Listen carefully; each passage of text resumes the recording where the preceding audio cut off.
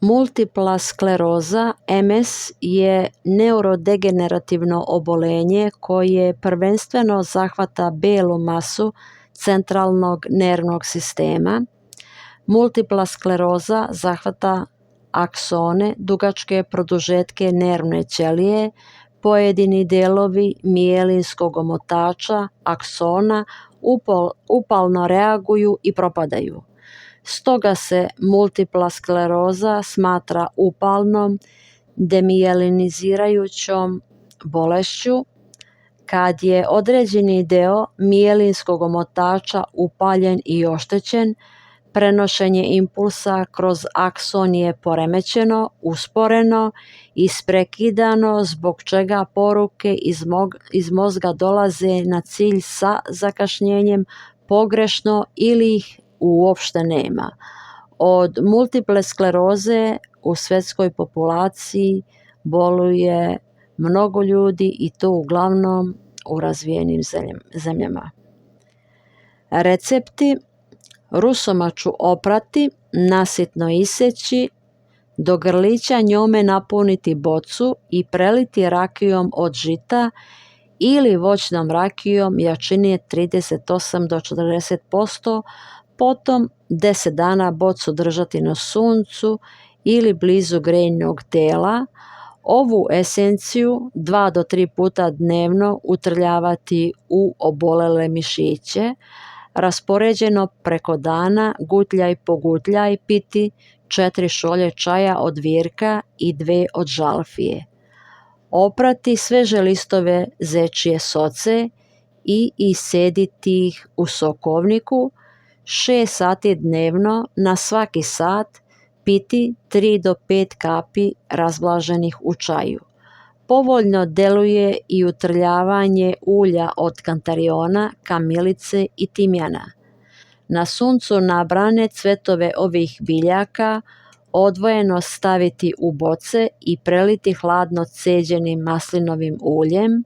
Ono mora da prekrije biljku i 10 dana držati na suncu ili na toplom mestu u kući. Sa cvetovima kantariona, kamilice i hajdučke trave postupiti isto kao sa rusomačom. Ovom esencijom trljati kičmu, zglobove i kukove. Za utrljavanje se preporučuje i koren od gaveza, opran, očišćen četkom, isitnjen i preliven 40% rakijom. Ako je kičma ukočena, na krsta se stavlja oblog od tople kaše načinjene od gavezovog brašna. Ono se sa toplom vodom pomeša u kašu.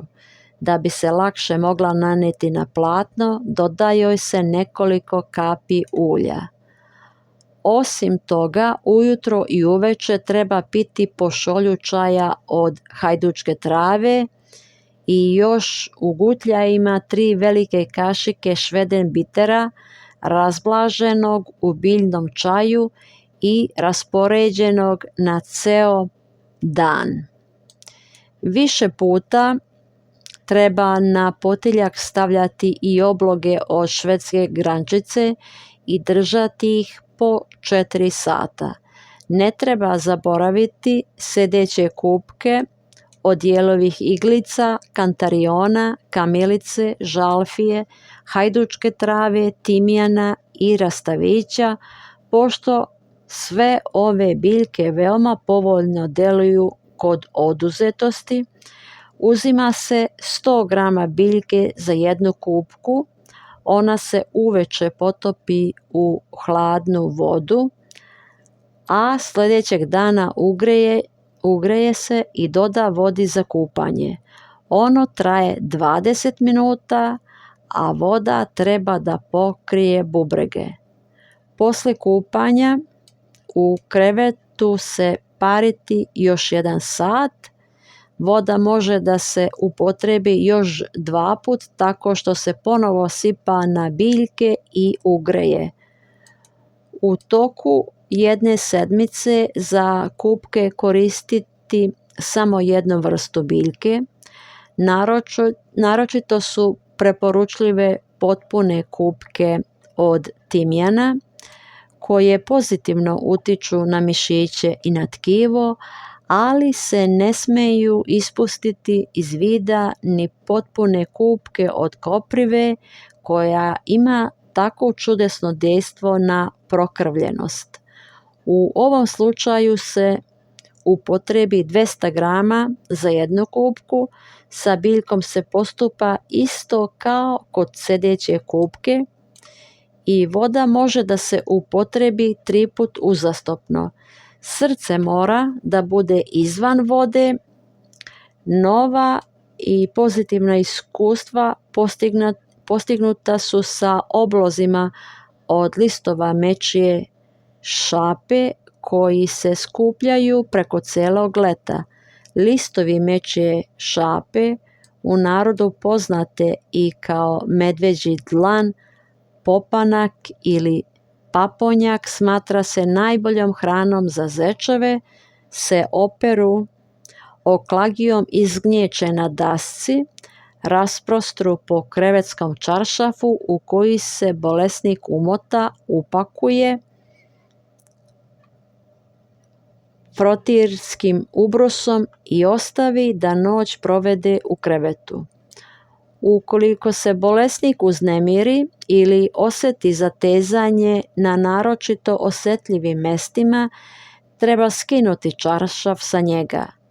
Međutim, oboleli većinom osjećaju lekovitu moć koja struji iz listova mečje šape i mogu dobro zaspati. Veoma često dolazi do vidnog poboljšanja kod ove bolesti koja se smatra neizlečivom. Posebno je lekovito kobilje mlijeko. Skleroza multiplex leči se dijetom, svu hranu jesti sasvim sirovu, povrće, korenasto bilje, peršun, mrkvu, rotkvu, kelerabu, zelje i sl. Presno, sveže mlijeko, mlečni proizvodi, sveže maslo, raženi ili graham hleb, kuvana pšenica koja se prethodno 10 do 12 sati natapa i jede bez šećera, bukov i hrastov plod oljušten, pržen, samleven i stavljen u mlijeko, 1 kašikica na šolju mlijeka.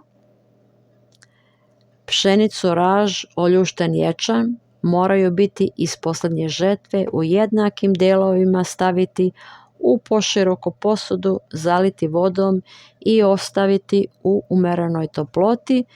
Drugi dan vodu odliti i preko noći ostaviti bez vode, iduće večeri ponovo zaliti vodom.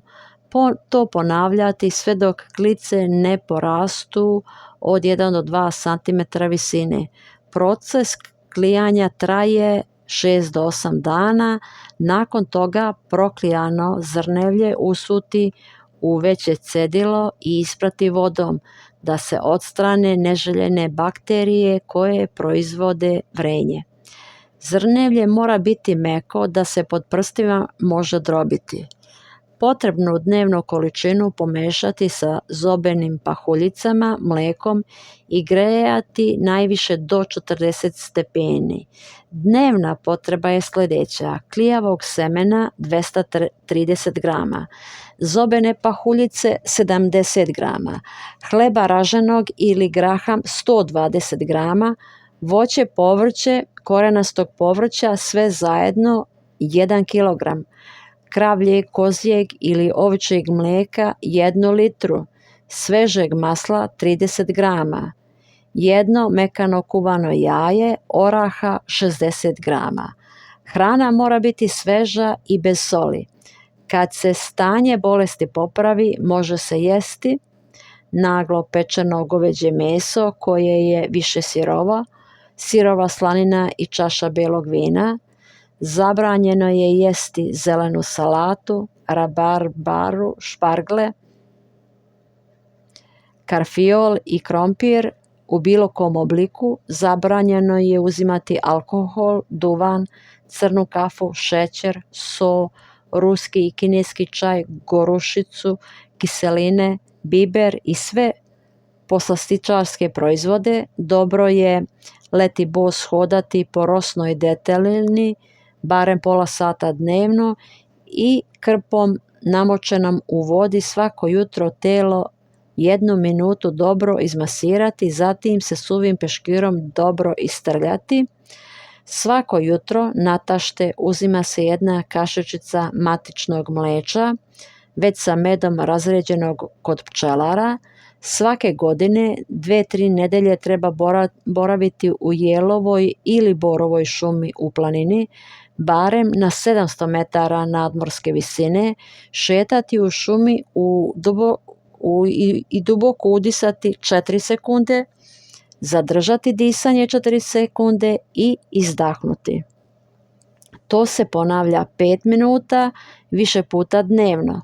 Piti čaj ujutro natašte i uveče pre spavanja od zovinog lišća koje je brano pre cvetanja. Nekoliko listića na šolju vode kuvati 2-3 minute.